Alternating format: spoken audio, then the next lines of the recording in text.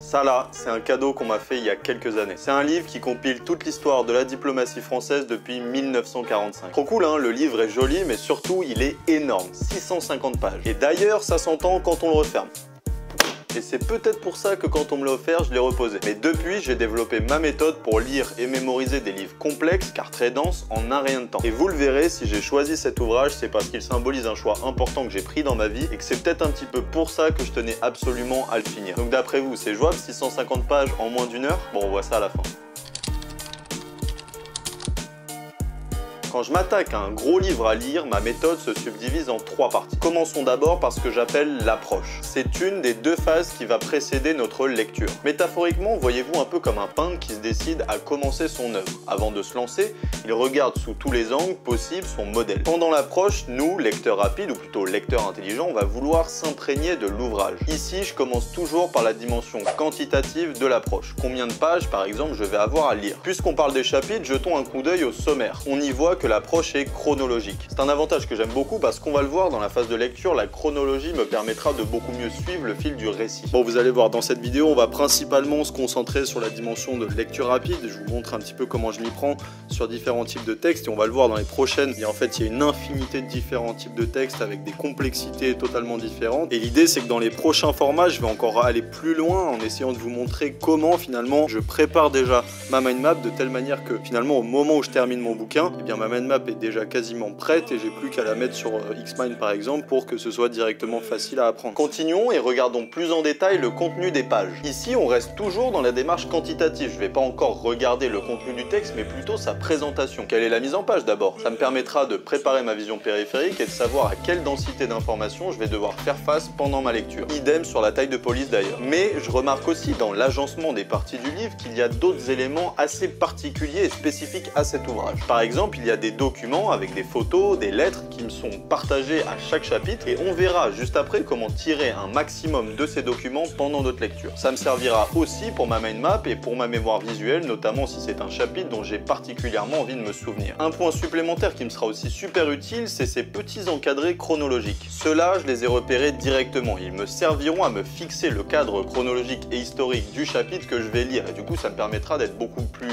inséré finalement dans le récit qu'on va avoir pendant notre lecture. Mon esprit comprendra à l'avance à quelle période il va s'atteler, avec quels acteurs et quel déroulement, et donc c'est super efficace pendant notre lecture rapide. C'est justement un des points qui va différencier une lecture rapide d'une lecture intelligente, c'est que notre esprit comprendra à l'avance, avant de lire chaque chapitre, à quelle période il va s'atteler, avec quels acteurs et quel déroulement. Et ça, en termes de vitesse et en termes de compréhension, c'est radical. Ensuite, ce qu'on va faire, c'est de passer à la dimension qualitative de cette phase d'approche. Quel est le contenu du texte? Pour les documents, je vois qu'ils abordent des sujets souvent annexes au chapitre, qu'ils ne traitent pas nécessairement de points saillants et qu'ils sont plutôt là pour illustrer la lecture et le récit. Ensuite, si l'on passe dans le cœur du récit, on voit assez facilement que c'est plutôt un style plutôt narratif, descriptif. Moi, j'adore ça parce que c'est plus vivant pendant ma lecture rapide et je sais d'expérience que je m'ennuierais moins que si c'était un style très froid et purement descriptif. Conséquence que ça aura, c'est la durée de mes phases de lecture par exemple. Je sais que je pourrais lire sur de plus longues périodes avec un niveau de rétention suffisant parce que la narration me plaît davantage. Mais je remarque aussi quelques digressions à certains endroits et ça va aussi nous aider. Ça sera un énorme gain de temps que de pouvoir faire du repérage et de l'écrémage dessus. C'est d'ailleurs pas du tout une coïncidence parce qu'en regardant les auteurs qui ont participé à la rédaction de ce gros pavé, on constate des hauts fonctionnaires, des diplomates, des académiciens comme Carrère d'Ancos, qui ont un style d'écriture que je connais bien par ma vie professionnelle et mes lectures. Bon là c'est bon, on a fini notre phase d'approche, vous avez vu grosso modo ça prend entre 5 et 10 minutes je dirais pour faire une bonne phase d'approche qui nous fera gagner pas mal de temps après. Et vous allez le voir qu'en passant à la deuxième étape de ma méthode finalement, je trouve que c'est celle qui est fondamentalement déterminante pour passer d'une certaine manière d'une lecture rapide à une lecture intelligente. Et c'est vraiment ce passage là qui va être fondamental et qui va nous faire gagner beaucoup de temps et surtout nous faire retenir énormément d'informations.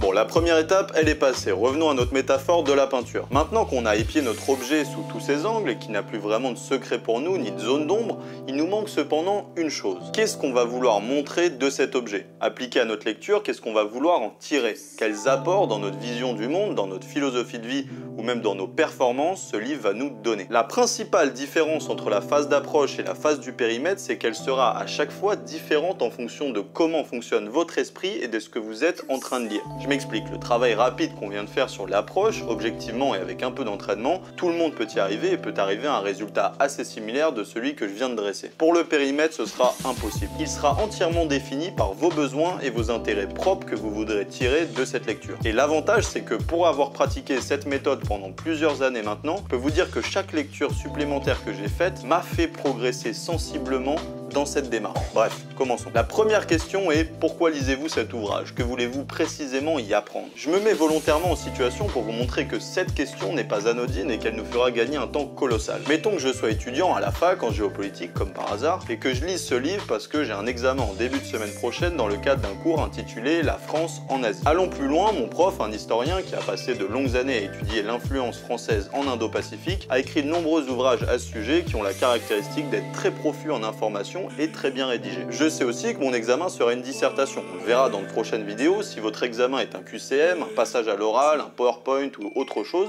toute cette phase aura été complètement différente. Donc je vais avoir une dissertation qui commande différents niveaux de détail allant de la compréhension globale de mon sujet, donc la vision générale de la politique française en Asie, ses acteurs, ses grands événements, jusqu'à des détails qui pourront étoffer mon argumentaire, des dates, des chiffres et des concepts. Mais rassurez-vous, il y a un endroit où l'on va pouvoir disposer de toutes ces réponses. Cet endroit, c'est le sommaire. Donc je reprends mon sommaire qu'on a vu rapidement dans l'approche et à partir de mes réponses, du niveau de détail dont je vais avoir besoin pour mon examen, on va aller piocher ce qui nous intéresse vraiment. Naturellement, je vais trier les chapitres qui m'importent. Regardez par vous-même.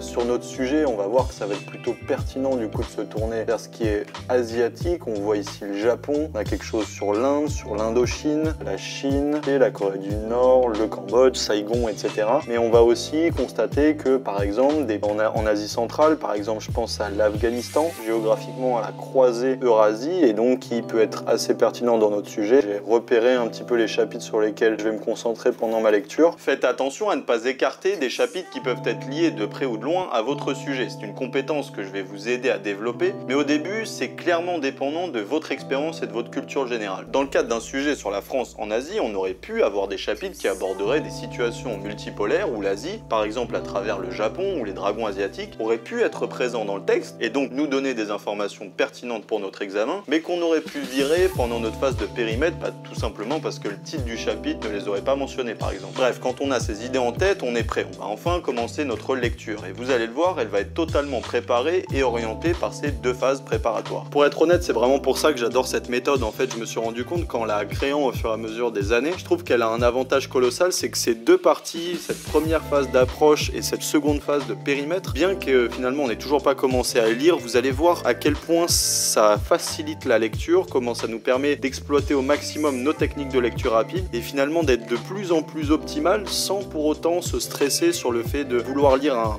le plus vite possible. En fait, on va surtout vouloir lire intelligemment, lire les choses qui nous intéressent vraiment, ce que je dis souvent en lecture rapide. Et c'est vraiment cette transition d'une lecture qui se veut uniquement rapide sur la notion de vitesse à une lecture qui se veut intelligente puisqu'elle va appréhender la complexité d'une manière très optimale et de manière très posée. Et c'est un petit peu ça ma philosophie de lecture rapide finalement, c'est que c'est plutôt une lecture intelligente, une lecture qui est en adéquation parfaite avec nos intérêts, nos envies et nos capacités cognitives propres à chacun. C'est justement là où on va pouvoir prendre énormément de plaisir tout en étant le plus efficace possible.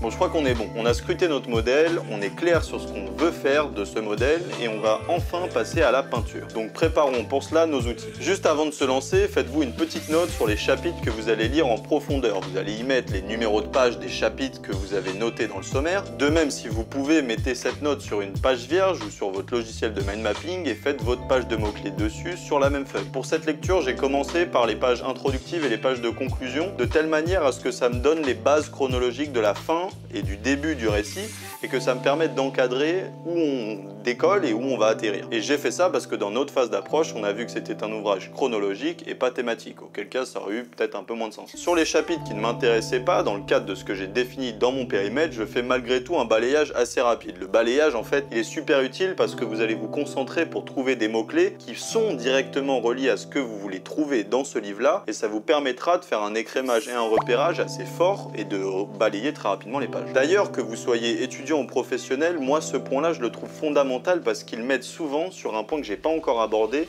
et qui reviendra certainement sur les prochaines vidéos de ce format-là. En fait, ça permet de trouver des idées originales auxquelles on n'aurait pas pensé pendant notre phase d'approche et de périmètre. Elles sont le fruit du travail des auteurs que vous lisez et ils sont aussi le fruit de leur expérience et de leur pensée qui est nécessairement particulièrement riche sur le sujet. Donc pendant votre balayage, n'hésitez pas à les noter. Sur la phase de lecture rapide, peut-être prendrez-vous plus de temps. C'est normal, j'en ai fait tous les jours depuis pas mal de temps et c'est ma passion, donc c'est logique que j'aille un peu plus vite. Je vous recommande mes vidéos à ce sujet pour que vous commenciez à en comprendre les bases et que vous vous entraînez. Sur les chapitres qu'on s'est annotés dans le sommaire, ma lecture en fait a été nécessairement plus lente puisqu'il y avait plus d'informations qui étaient reliées à mon sujet, mais j'ai quand même pu faire une lecture guidée assez rapide puisque la structure du livre et l'édition et même de manière générale la quantité d'informations présentes dans le récit est relativement plus faible que dans un ouvrage très condensé qui va vouloir synthétiser énormément de savoir. Vous le verrez à la fin quand je ferai mon retour d'expérience de cette lecture, on a réussi à lire ça assez rapidement je trouve. Bon, maintenant que la phase de lecture est finie, je vous fais mon petit récit à partir des mots-clés que j'ai trouvés et qui est facilement transformable ensuite en mind map. Dans l'ouvrage, tout commence en 1945, lorsque la France sort meurtrie de la Seconde Guerre mondiale. Très rapidement, elle se retrouve confrontée à l'Indochine française, comprenant le Vietnam, le Laos, le Cambodge, où des mouvements nationalistes émergent avec vraiment une grande ferveur. Les tensions montent progressivement, culminant avec la bataille de Dien Bien Phu en 1954, où la France subit une défaite vraiment retentissante face aux forces vietnamiennes dirigées par un général, Vo Nguyen Giap. Toujours en 54, le traité de Genève de la même année marque la fin de la guerre d'Indochine et la division du Vietnam en deux, le nord communiste et le sud soutenu par les États-Unis. Et c'est là qu'on voit que la France se retire de la région, tandis que la guerre du Vietnam débute, où les États-Unis prennent un petit peu la relève pour s'opposer à la propagation du communisme dans un contexte de guerre froide. Dans le bouquin, dans les années 60, la diplomatie française en Asie est en pleine redéfinition. En 67, par exemple, la France soutient la création de l'Association des Nations de l'Asie du Sud-Est, aussi connue sous le nom d'ASEAN, une organisation régionale visant à promouvoir la coopération et la stabilité. C'est vraiment un truc qui m'a marqué dans cet ouvrage, c'est que finalement l'aspect chronologique m'a fait donner énormément d'écho à ce que j'ai pu apprendre sur l'histoire de France et on voit à ce moment-là précis de cet ouvrage que le repositionnement qui s'opère à la suite de défaites fait finalement écho, je trouve, à beaucoup de passé de l'histoire française, que ce soit en 1871 face aux Allemands, que ce soit même je dirais pendant les conquêtes napoléoniennes dans les années 20 ou alors plutôt à Iéna, etc. Voire même encore avant, pendant la guerre de 100 ans avec la bataille d'Azincourt, on se rend compte que la France, au gré de son histoire, comme de nombreux pays en fait, ont pu survivre grâce à ces repositionnements stratégiques qui soient militaires, voire même diplomatiques. Et là, on le ressent encore une fois au XXe siècle et c'est un élément qui est ultra pertinent sur un sujet de la France en Asie, c'est de comprendre finalement que l'aspect fondamental de cette époque, c'est pas seulement des grands événements, c'est aussi une dynamique et une stratégie plus macro, j'ai envie de dire, et qui va montrer toute la finesse de la pensée stratégique française, de sa diplomatie comme de ses militaires. Et quand on reprend dans les années 70 et 80, ce que je viens de vous dire prendra tout son sens. Des accords commerciaux et culturels sont conclus qui renforcent les échanges économiques et les liens humains entre les deux communautés. La France joue un rôle clé dans le développement de l'industrie nucléaire en Asie en utilisant son savoir-faire sur le sujet. Sur le plan militaire, la France maintient sa présence en Asie et en 1982, elle signe un accord de coopération militaire avec l'Inde par exemple, renforçant ainsi sa position stratégique dans la région. Puis vers la fin de l'ouvrage, dans les années 90, la diplomatie française en Asie se concentre sur la résolution des conflits. La France joue un rôle de premier plan dans les négociations de paix au Cambodge, aboutissant aux accords de Paris en 91, qui mettent fin à des décennies de guerre civile et ouvrent la voie à la reconstruction du pays dans un contexte de fin de guerre froide et de chute du mur de Berlin.